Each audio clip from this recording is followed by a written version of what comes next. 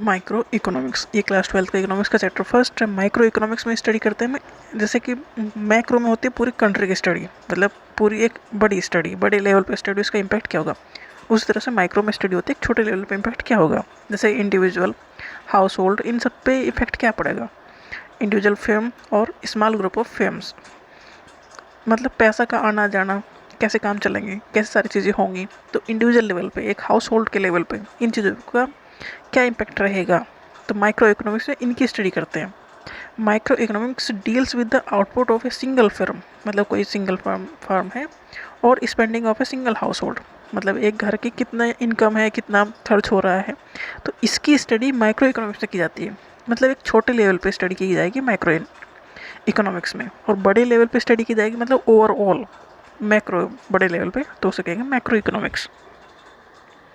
Micro economics it is small part of economy, economy का part है but एक small part है, जैसे कि सेल हमारी बॉडी का पार्ट है, उस तरह माइक्रो इकोनॉमिक्स छोटा पार्ट है। ये स्टडी करती है इंडिविजुअल की इनकम को, और मैक्रो में करती है एग्रीगेट मतलब टोटल इनकम कंट्री की। ये एनालाइज करती है demand and supply of labour and study effect on price of A goods, मतलब सब चीज़ों का इफेक्ट क्या पड़ेगा सामान के, किसी भी चीज़ के रेट पर, मतलब पैसे का इफेक्ट क्या रहेगा, कितनी इनकम है, कितना खर्च हो रहा है एक हाउस होल्ड के लेवल पर, मतलब एक छोटे लेवल पर। जैसे कि if we study one automobile film और द ऑटोमोबाइल इंडस्ट्री, तो इसकी हिस्ट्री होगी माइक्रो इकोनॉमिक्स में, ये एक इंडस्ट्री की अगर स्टडी कर रहे हैं तो। But when we take up the entire manufacturing sector, अगर पूरे मैन्युफैक्चरिंग सेक्टर को ले लिया जाए तो वो उसकी स्टडी हो जाएगी मैक्रो इकोनॉमिक्स के लेवल पर।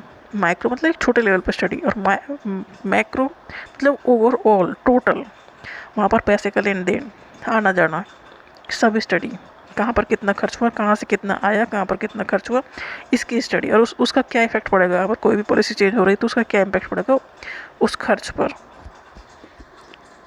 तो माइक्रो मतलब एक सिंगल हाउस होल्ड हो, या सिंगल कोई कंपनी हो, या एक सेक्टर हो मैन्युफैक्चरिंग का, अगर सारे सेक्टर होंगे तो मैक्रो हो जाएगा।